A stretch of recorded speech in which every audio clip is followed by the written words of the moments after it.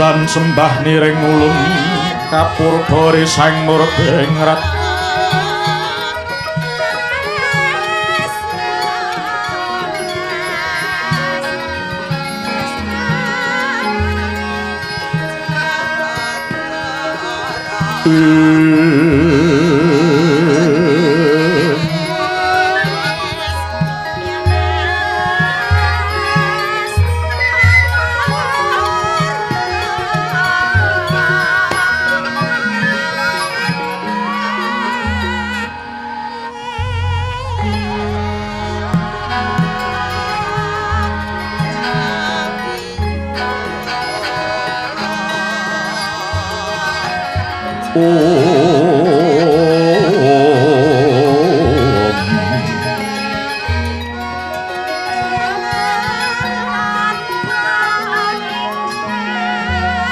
sahana nikanang sehing dasih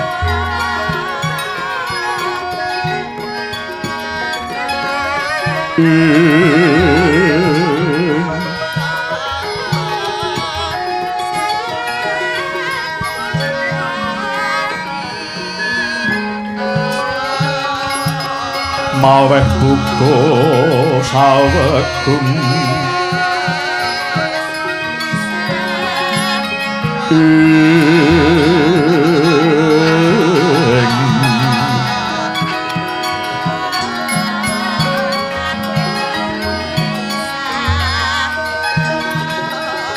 masih ring delahan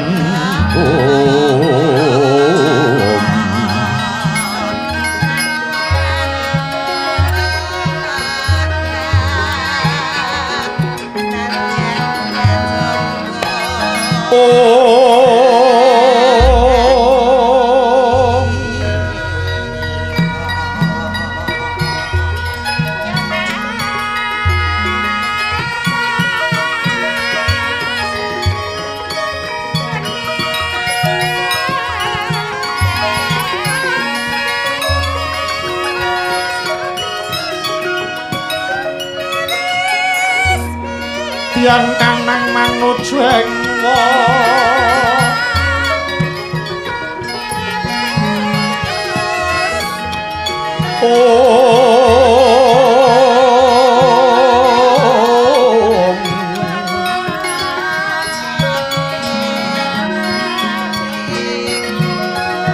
rinjeng nayakan ingrat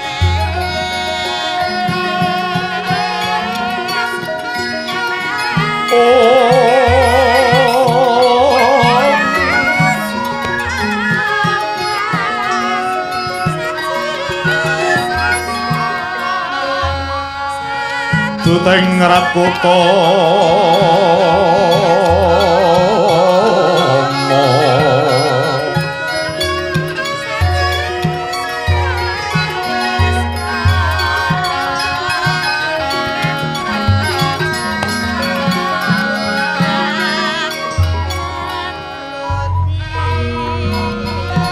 mangguwa manugrahing len sewa sugata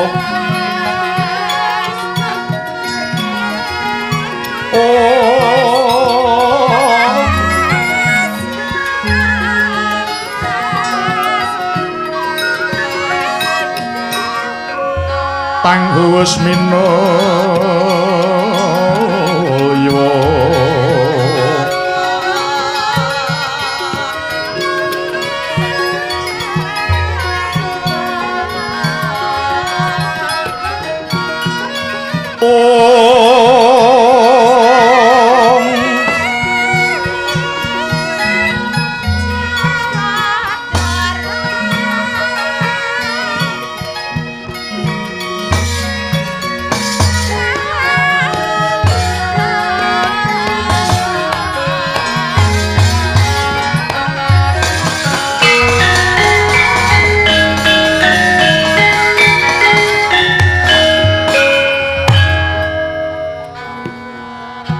suwuh Rata Pitana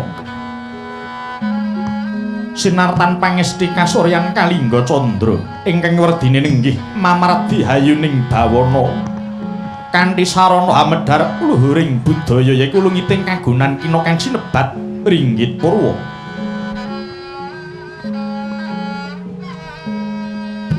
Layar pinentang gantaning tawang niradolan awang-awang gedebok kahesti minangka bumi uruping blencong pasepon soroting Surya Candra kelawan Kartika. Wayang titahe kang maha kawasa dalang kang wenang murba kayon dinulu minangka lambanging taru anasir tuwin sasmita gumantine mangsa. Gedhog keperak keteking jantung wondene gending kelawan tembang dadi pangrasa lambanging swasana bungah kelawan susah. Lah ing pundi ta ingkang minangka pambukaning kandha? Anenggih menika gumelaring negari Pancawati inggih sinebat pesanggrahan Mangliawan. Pramila winasta negari Pancawati karana dumadi saking pujaning Jawata gangsal anenggih waos Sang Hyang Indra, Sang Hyang Kuwera, Sang Hyang Surya, Sang Hyang Candra tuwin Hyang Kartika. Sarta gisinebat pesanggrahan Mangliawan labet dumunung wonten nglengkehing Gunung Mangliawan. Nagari alit bebasan hamung saeyuping payung parandene nalika semana nedheng ancik jaman kencana. Mila nang sinebat negara kang panjang punjung pasir wukir loh jinawi gemah ripah karta tata tur raharja.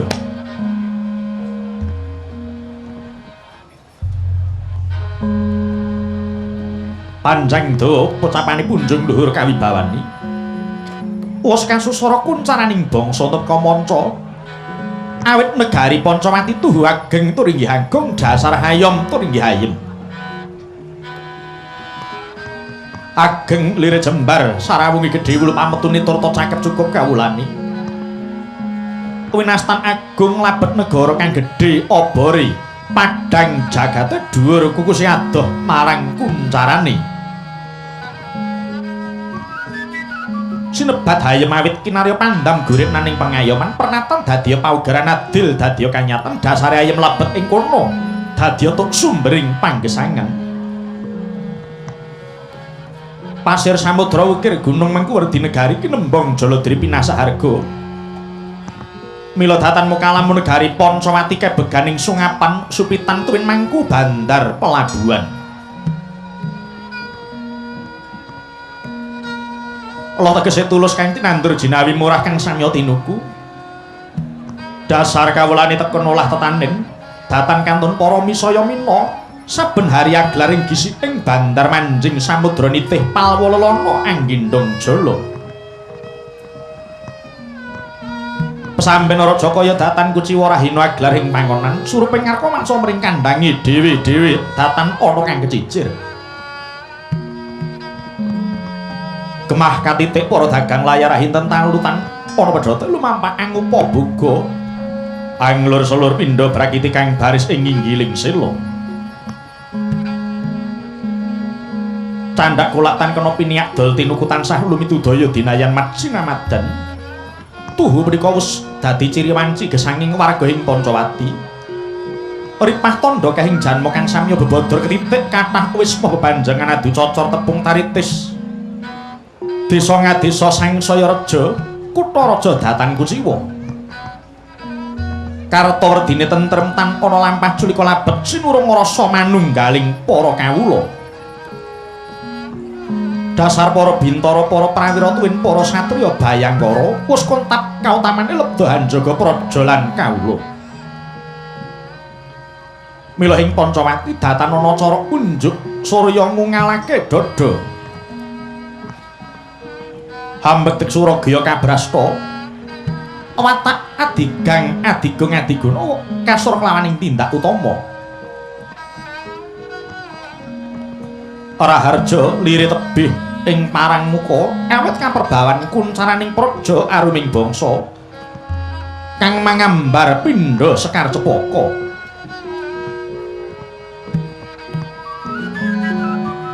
Anenggih wenang den ucapna sang nata kang asta pusaraning praja Jejuluk Prabu Rama Wijaya. Inggih, Prabu Rama Legawa ya Prabu Ragutama inggih Sang Nata Prabu Wisnumurti. Nyata lamun Narendra Pancamati tuhu Narendra Sumbaga Wirutama. Dasar Mahamek Tanuhita, Darmahita, Samahita, Sarahita. Lampahing pengadilan nindakaken dana wesiasat lere datan ambau kapine.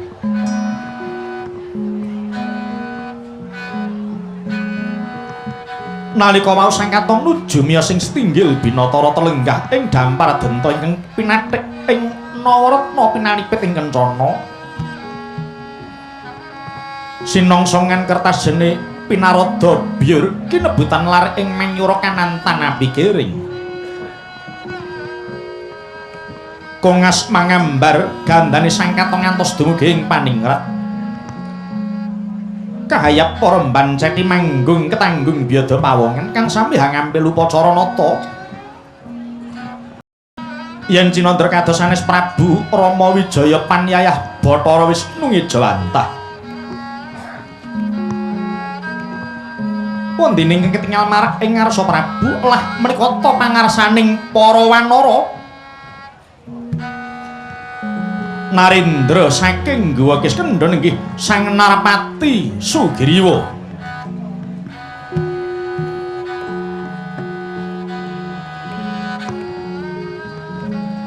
Wanara ageng inggil sak gubuk penceng gedene. Dasar sekti mandraguna prawira jayeng palugon.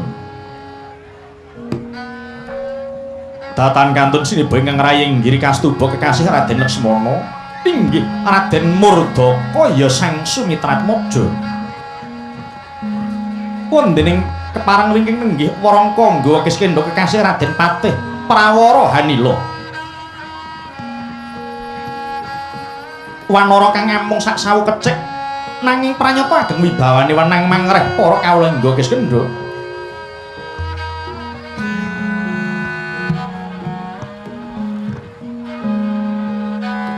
Swasana rep sidhem permanem tanana ban ing walang salisik. Ingkang kapiyarsa amung swantening pradangga munya ngrangin binarung pangeliping waranggana kang nganyut-anyut.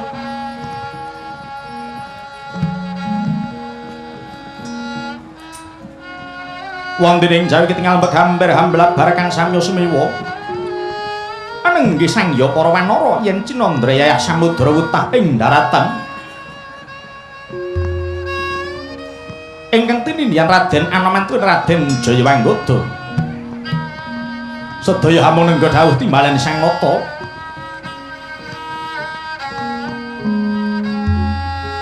Mangkono aturing Narpati Sugriwa mecah marang sepine kang swasana.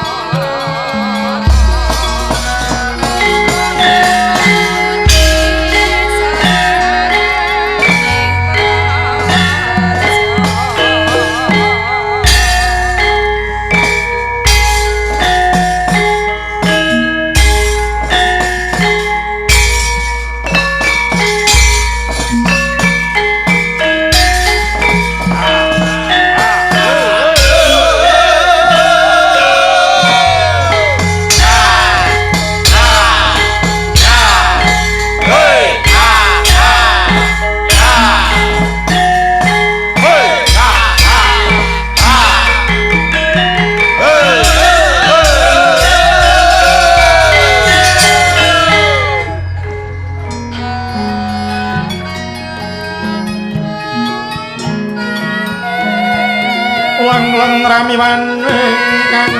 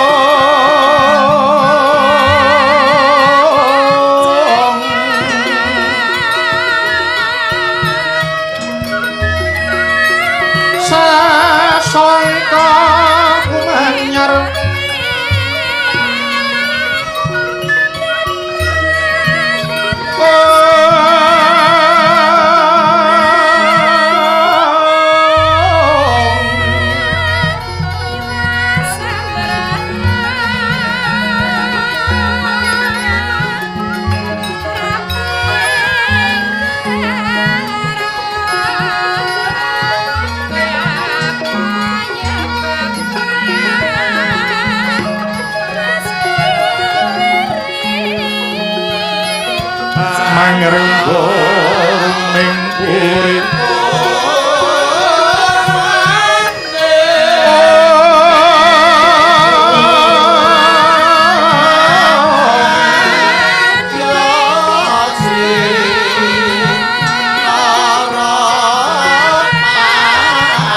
mangkin tanpa siring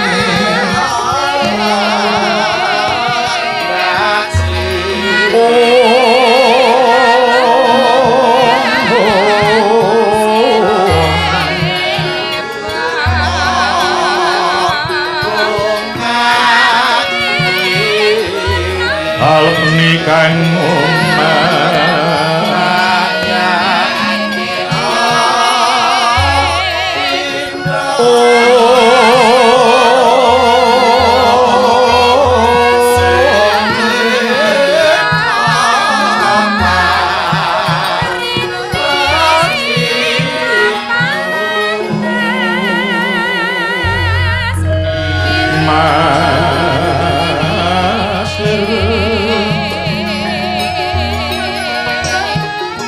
murubing langit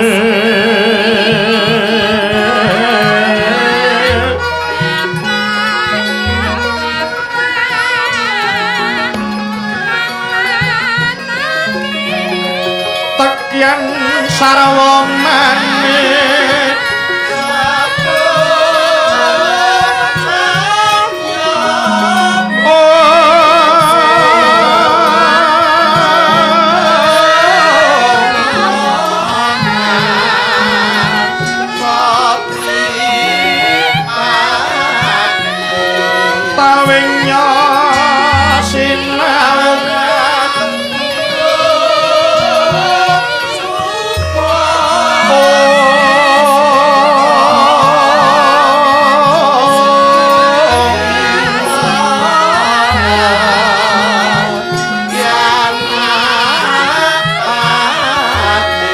sat sekar sing muji ungyan sang prameswari lawan risang nata Rama Badra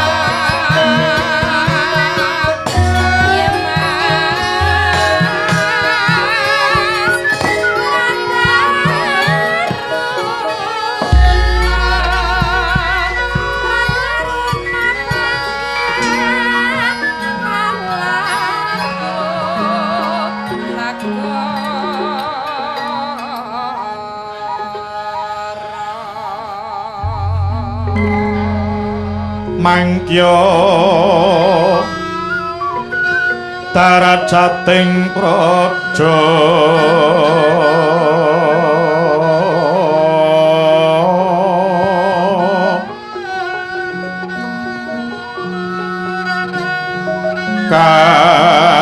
kawuryan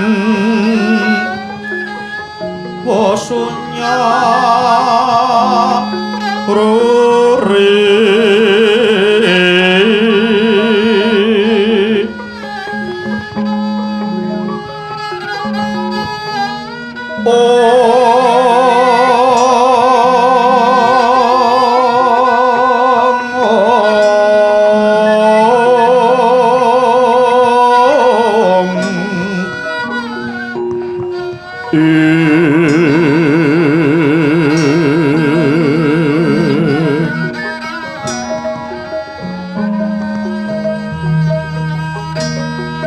Aurora pangrehing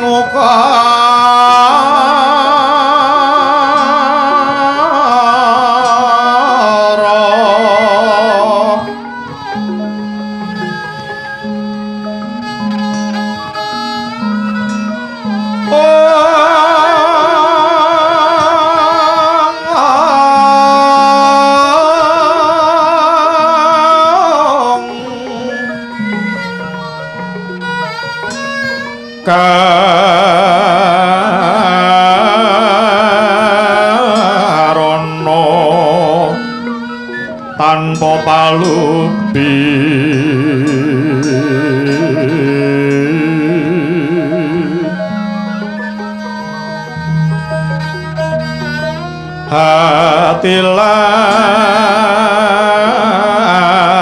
hatilas tuti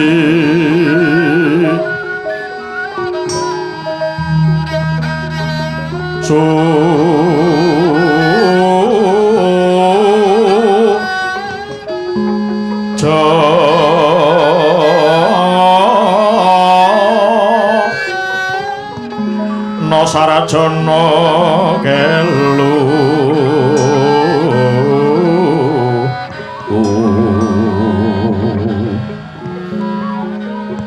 kalulun kala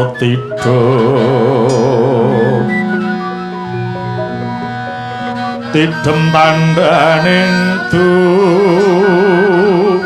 mati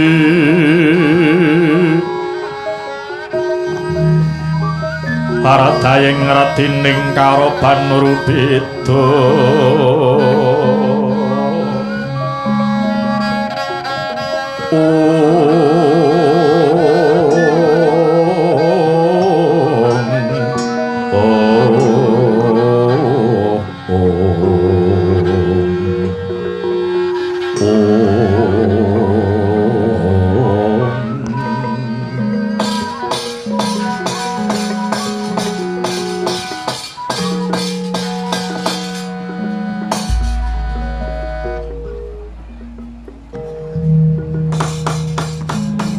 tidem jroning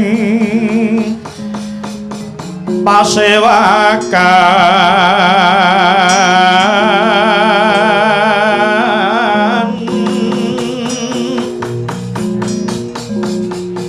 wadyagung tanpa sabawa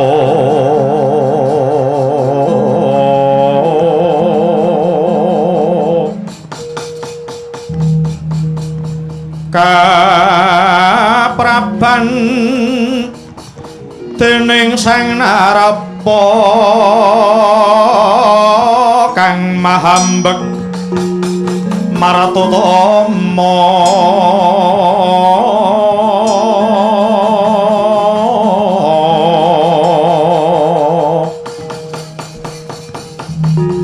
sasat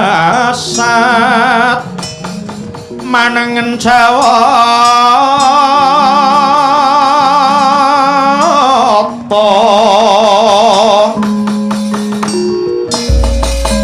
mangun kahonengan sesumuh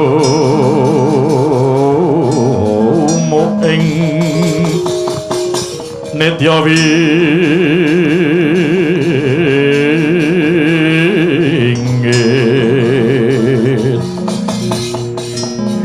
kasrepan tiasing narendra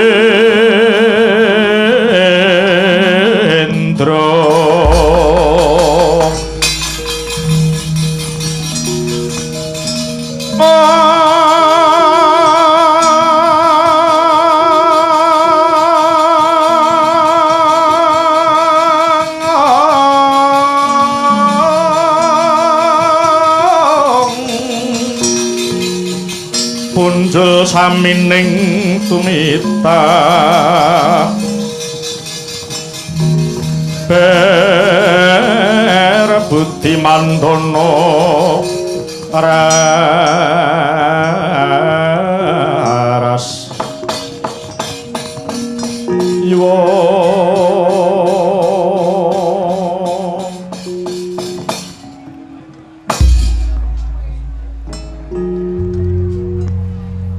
Nun amit pasang Kalimantabi sinuwun mawanto-wanto kula nyun gunging samudra pangat sami alabet menapa awit kula wani cumantaka matur ing ngarsa Padukendra ingkang tanpa tinimbalan duh sinuwun sampun dang wanggen kula ngabiyantara ing ngarsa Prabu namung sinuwun dereng kepareng paring dawuh kepara kula tingali kados nembe ketaman Urudatos. Sinuwun menawi kula ingkang kagalih lepat kula nyuwun pangapunten. Saha kula sagah andandos ingrih kalepatan kula wau sinuwun. Kuwatosing manah kula menawi Padukendra mboten ninggal paring dawuh. Tartamtu damel goreh urungipun para ingkang sami ngadhep menika sinuwun anjra ingkang puspitorum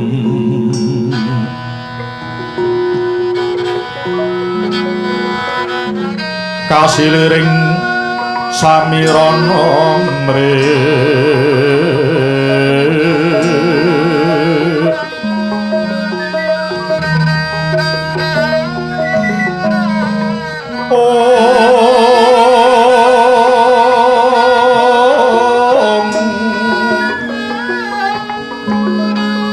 sekar gadung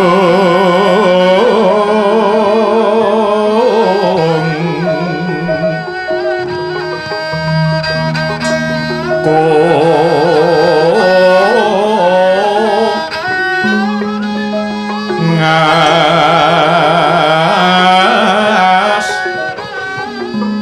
gandanya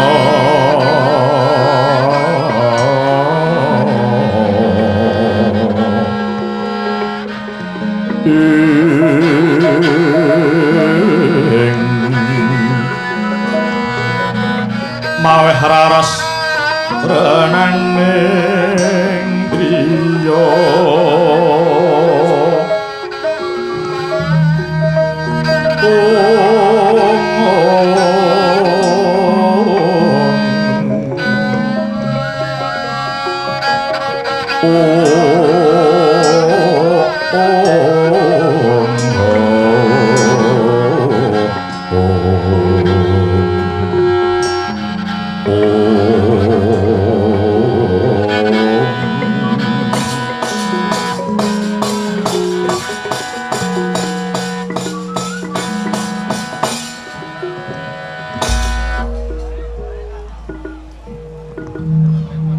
Yayi Narpati Sugriwa.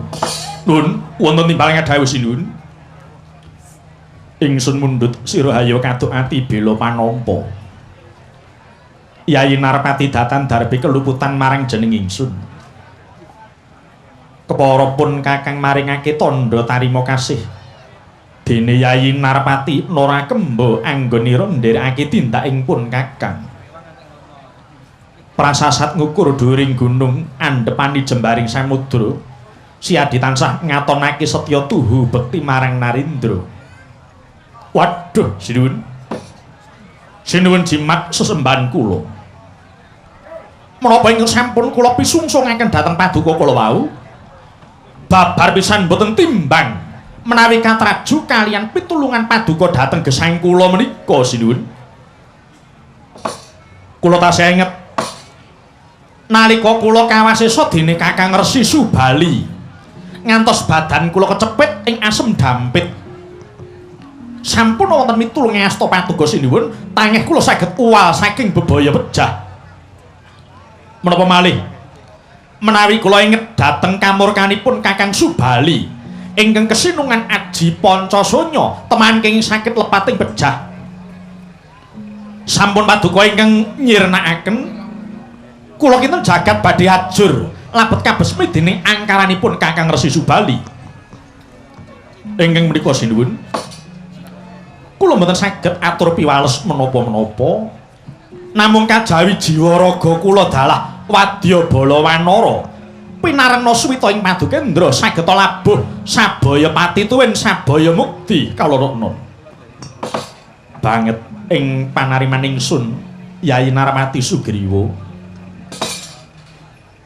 Koko Prabu Sri Bathara Rama ana apa Dimas Laksmana nadyan ingkang ngrayipun Murdaka ugi boten kantun nedya nyramakaken gesang kula sawetahipun kunjuk ing asta Paduka Koko Prabu. Sabab menapa? Inggih wiwit nalika bidhal saking negari Ayodya rikala semanten estining manah kula boten wonten sanes namung kajawi kepengin tut uri Paduka Kanjeng Koko Prabu Rama Wijaya. Iya jagat Dewa Bathara Adimas Laksmana teka semono setya bektimu marang Kadang Werda. Muga-muga Gusti tansah ngijabahi apa kang dadi lekasira mau Yayi. Kawula nuwun inggih Koko Prabu. Mengkoto Yayi Narmati Sugriwa. Nuwun wonten timbalan kadhawuh sinuwun. Lan sira Dimas Murdaka mulanipun kakang tansah kendel iki mau ora amarga duka marang sira. Nanging ya mung labet anggon ingsun menggalih marang kahananing garwaning ingsun Yayi Dewi Sinta.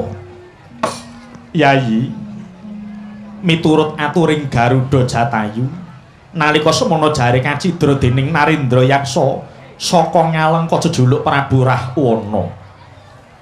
Yayi Sugriwa wonten timbalan kadhawuh sinuwun. Apa Yayi Narmati wis uninga mungguh ngendi dununging praja Ngalengka?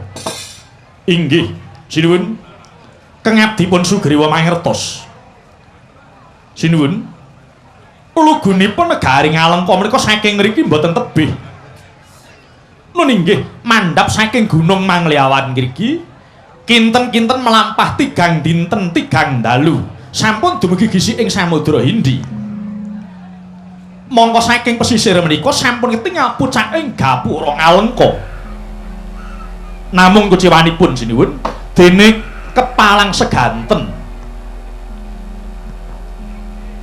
mugi kawuningan bilih praja Ngalengka menika satunggaling negari ingkang kiyat betengipun tur jagangipun inggih lebet ing daratan samudra dalah dirgantara sedaya dipun jagi dening wadya raseksa ingkang ngracak sami digdaya sekti mandraguna. Ewa semanten sinuwun menawi pancen Paduka daya-daya nedya ngrebat wangsul Gusti kula Dewi Sinta sampun kuwatos Narmati Sugriwa dalah para wadya bala wanara bektan saking nggawa Kiskendha sagah kakirapaken karabasa negari Ngalengka. Sewanci-wanci kaparentah boten badhe swaling kayun sinuwun. Banget ing panariman ingsun Yayi dene Yayi Narmati saguh sabiyantu. Nanging kaya durung temeka wahyaning mangsa kala wuruhanina Yayi Narpati lelakon iki sejatine ora mung mligi rebut putri ing antaraning Rama lan Rahwana nanging luwih dening saka kuwi yektine wis kinudrat saka keparinge kang anyipta jagat bakal dumadine perang suci kang sinebut Sari Kudup Palawaga. Mriki liripun kados pundi? Perang suci iku pengadilane kang maha kawasa marang sawiji-wiji. Netepi tembung sapa nandur bakal ngunduh, sapa utang kudu nyaur. Kang nyilih mbalekake kang gawe bakal nganggo. Jeneng ingsun lan Siadi Sawadya Wanara kabeh iki tetep dadi paraga lelantaraning Gusti kang anyipta jagat yaiku dewaning adil kang kajibah mangururah satrumurka memayu hayuning bawana. Yayi Sugriwa, iki kaya wis ndungkap jaman anyar, yaiku sirnaning angkara murka gumanti jaman adil lan bebener kang sejati. Kang mangkono kabeh mau ulumadine kudu sinartan kawicaksanan kang sarta sugih ing pengati-ati. Aja grusak-grusu mundhak kliru, aja sumengka mundhak salah cipta. Kudu kanthi petung kang genep panraju ingkang adil, Yayi. Makaten sinuwun, Yayi Narpati. Iya. Ing salajengipun kedah kados pundi sinuwun? Dina iki pun Kakang Nedya mbudhalake duta marang Praja Ngalengka luwih dhisik, Yayi. Mbidhalaken duta Yayi Narpati kepara nyata. Lajeng duta kala wau kadawan nindakaken pakaryan menapa sinuwun? Ingkang sepisan nak yenake kasugengane Yayi Dewi Sinta. Kaping pindhone hambobot kadigdayaning Prabu Rahwana. Dene kang pungkasan yaiku naliti sepira mungguh akeh wadya lan gegamane Ratu Ngalengka, Yayi. Menawi ngaten menapa kula kemawon ingkang bidhal minangka duta sinuwun? Yayi Sugriwa, sira iku jejering Narpati, aja nindakake marang pakaryan kang dudu wajibmu, Yayi. Lajeng sinten ingkang pinatah minangka dados duta sinuwun? Ingsun bakal milih salah sawiji ing antarane Sentana Pancawati iki. Nun sewu sinuwun. Sewu lepat tadah wadana sinuwun ambok bilih wonten danganing penggalih. Nun inggih kula nyalonaken anak kula pun Jayawanggada kemawon. Kepareng piniji lumampah dados duta sinuwun. Endi kang aran Jayawanggada, Yayi? Menika wanara ingkang ulesipun ngembang warawari. Menika rumuhun putra tilaranipun sawarga Kakang Resi Subali. Wah, Anggada menika lari sregep. Dasaripun entengan, tur kasektenipun inggih kinacek. Monggo sinuwun, monggo. Anggada kemawon kepareng piniji ing karya. Iya, Yayi. Mengko tinemu gampang kabeh bakal dadi penggalian ingsun. Lho iki. Yayi Narpati, wonten dawuh. Banjur wanara kang ulese putih memplak iku sapa, Yayi? Menika putranipun sawargi Kakang Mbok Dewi Anjani, namipun Anoman inggih Senggana. Nuwun sewu sinuwun, nuwun sewu. Nadyan menika tasih enem nanging menika keset sinuwun. Anoman menika keset. Menawi tandang damel mboten patos cekat-ceket. Dasaripun antukan Anoman menika. Mboten betah melek tur tedanipun kathah. Lah menika Anoman. Benten sinuwun menawi kaliyan Anggada benten. Menawi Anggada menika trengginas trampil tur mesti ngentasi karya. Anggada kemawon sinuwun. Monggo Anggada kemawon ingkang prayogi kautus minangka dados duta. Anoman menika lari lalen sinuwun. Ampun.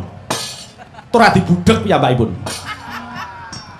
Yayi Narpati Sugriwa, wonten dawuh. Mara coba bocah loro kae padha dawuh ana marak ing ngarsaning ingsun kene, Yayi. Nyuwun duka sinuwun. Mbok Anoman mboten sah kemawon to. Wah, mangke mindak ngleling semi sinuwun. Bocah loro kabeh Sugriwa, bocah loro kabeh. Oh iya, wis saken dawuh sinuwun. Leng-lenging driya mangu-mangu mangun kung kanduhan rimang ler-lena tanpa kanin yen tan tulus mangku diahutama mangkono Senata Muda wis nyolon ngrepok. Anoman Anggada sira tinimbalan dening ing sinuwun. Kene padha maju rene lungguh Anoman Anggada sendika ngestaken dawuh.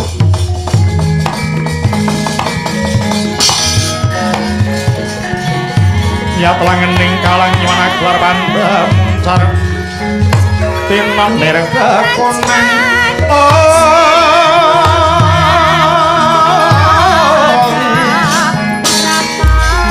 surem sorotetan padang kasoran pajaring purnaming kegon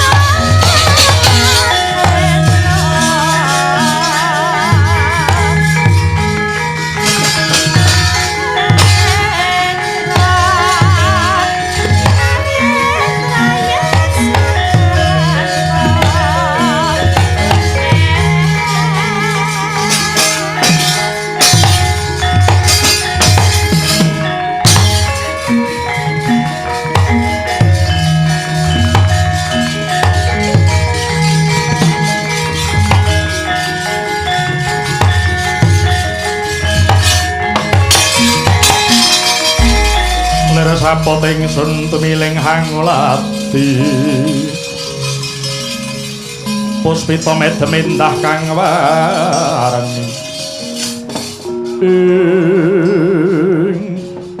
kawula nuwun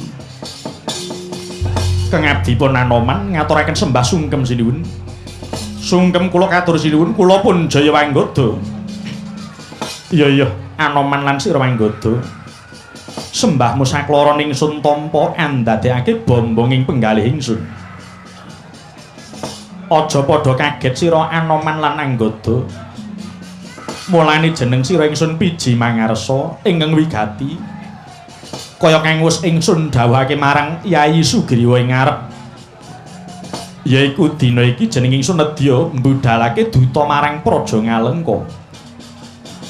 Dene sing gati duta mau ingsun patah sepisan nak yen nake kasugengane garwaku Yayi Dewi Sinta kaping pindho ambobot marang kadigdayaning Dasamuka dene kang kaping telu naliti sepira kehing wadya lan gegamaning Praja Ngalengka nuli rene kang bakal ingsun utus mau mung siji mula aku kudu ana sing ngalah salah sawiji ing antarane sira Anoman lan Anggada.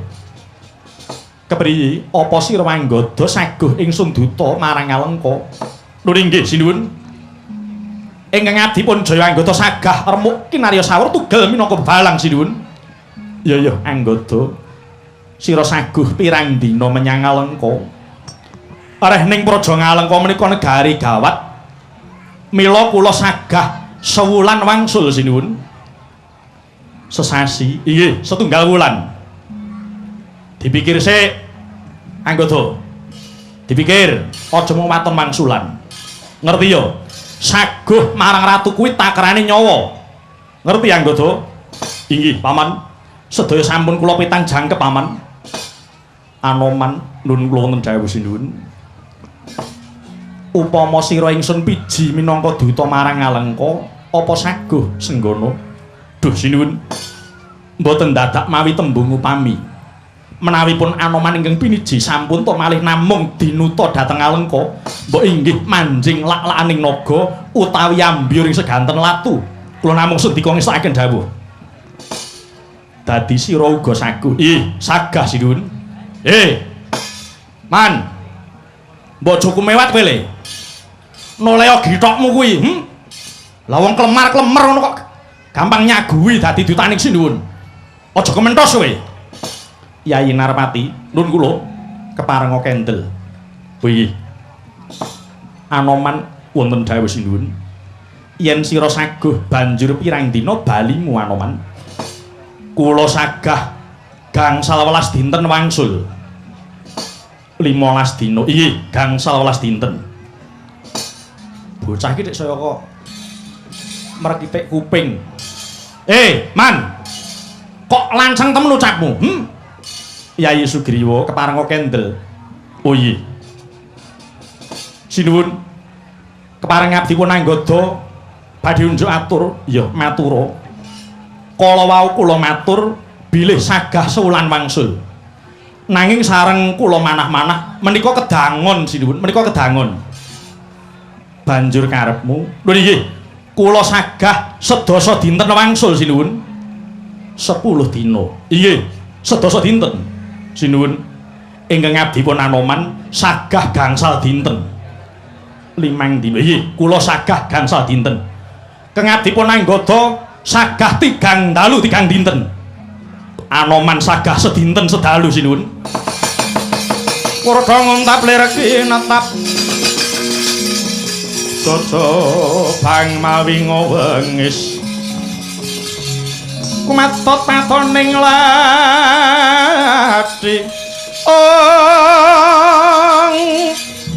neter wandek hondar andir soring jonggo malatu-latu sinabet marang skedeng bel murut metu dahanane Kakang Anoman kok banget olehmu gendung kumalungkung yo ana kene Anggada trima ngalah ning titeno ana njaba Kakang Anoman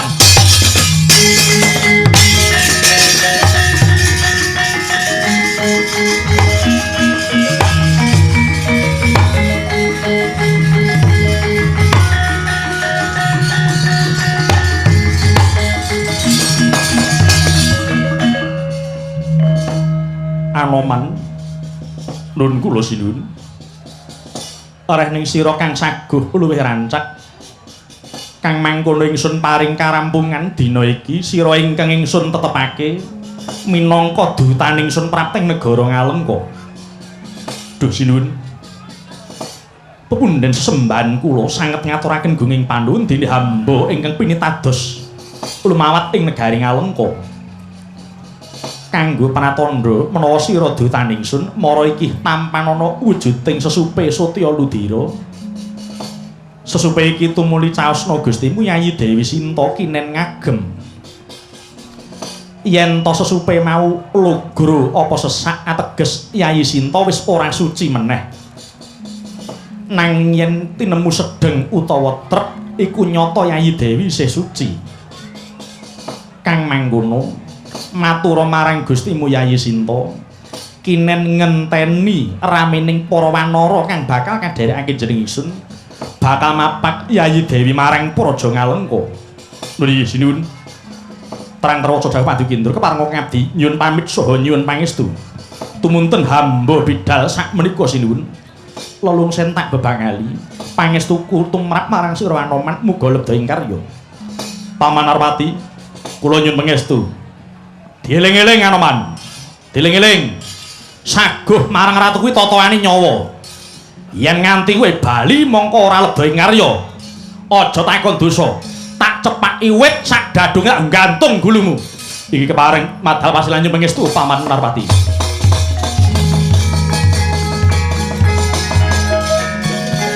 Lang-langing driya mangu-mangu mangun kong kanduhan rimang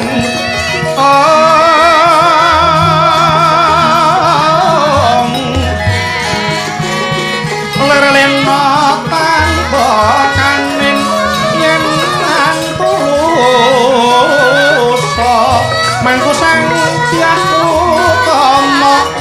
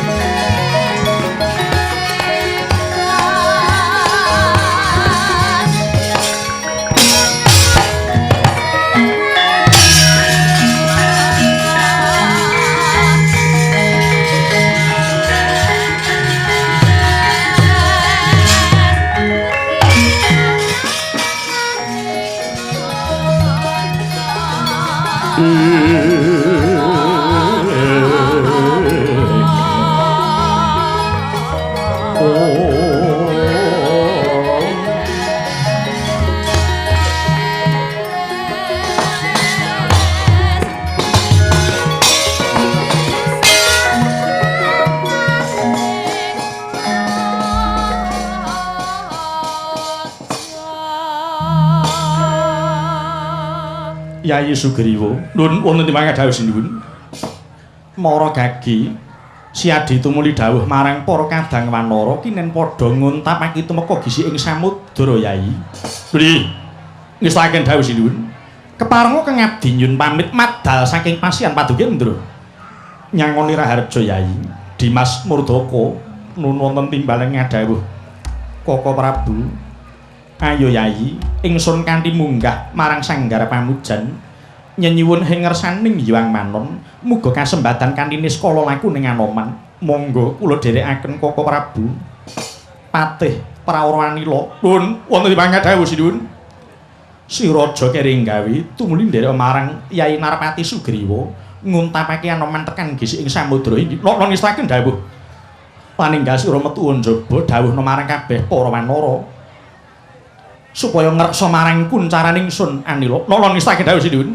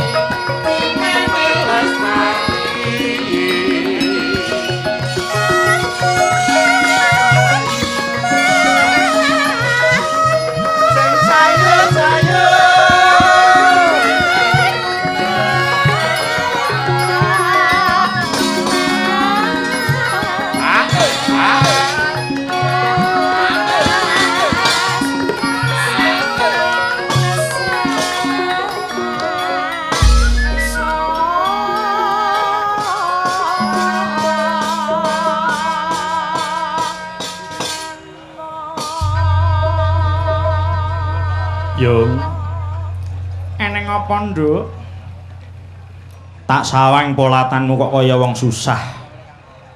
Kuwi eneng apa to, Mak? Sing ora susah kuwi piye to, Ngger? Yen aku ki ngrasake nasibmu kuwi. Nasibku piye to, Yung? Lah yen sak barakanmu wis do ngemban anak, gek kowe isih kluntang-klantung ijen ngono kuwi. Jenenge nasibmu kuwi apik apa elek coba pikiren, Ngger. Ya nurung mangsaku nasibku ya apik wae iki, Yung. Wong ngrasaku ya gak eneng owah-owahan apa-apa iki. Oh, kuwi ngono jenenge pikiran dablek iki ya kaya kowe kuwi. Lah wong umur wis kliwat saka 17 taun gek sawanganmu kuwi ya wis diwasa. Kenapa lah kok pacar kok nganti durung duwe, Mongko kabisanmu kuwi ya sapa-sapa wis ngakoni. Apa ngono kuwi ora isin yen diarani perawan kasep, Ngger? Ketok temen yen daganganku ki bubruk ora ana sing ngambus blas. Oh, perkara kuwi to. Lho kok dimungke piye to ki karepe? Apa rumasamu kuwi dudu kahanan sing kuwatirke, iya? Apa to anggap enteng kuwi? Bocah kok tanpa gelem mikir blas. Kowe rek wis tak kandhani to, Ngger. Wong urip kuwi kudu pinter oleh njaga jeneng. Yen jenenge apik angger wong do ngurmati do ngejeni. Ning yen jeneng ki elek hancur nduk uripmu kuwi. Nek nganti dicap prawan kasep, prawan tuwek. Oh alah nduk, selawasmu ya adoh saka sing karo jeneng jodoh kuwi mau, Ngger. Yung, aku ngaturake penuwun dene Biyung wis kersa ndukani aku. Aneng wong tuwa nesu kok malah dimatur nuwun iki. Nek ora cah edan apa eneng kuwi? Ngene lho, Yung. Mulane aku ngucap matur nuwun kuwi ora kok merga aku nyepelekke dawuh Biyung ki babar pisan ora. Ning pancen dukane Biyung kuwi tak arep-arep banget. Sebab apa?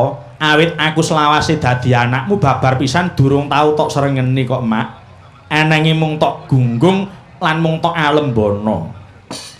Ngono kuwi yen aku sebagai anak ora mulat, tundone aku dadi bocah sing aleman, bocah sing kogung. Mongko nesune wong tuwa nyang anak kuwi akeh-akehe ngelingke nyang anak, pamrih si anak mau aja nganti ngambah dalan sing kleru.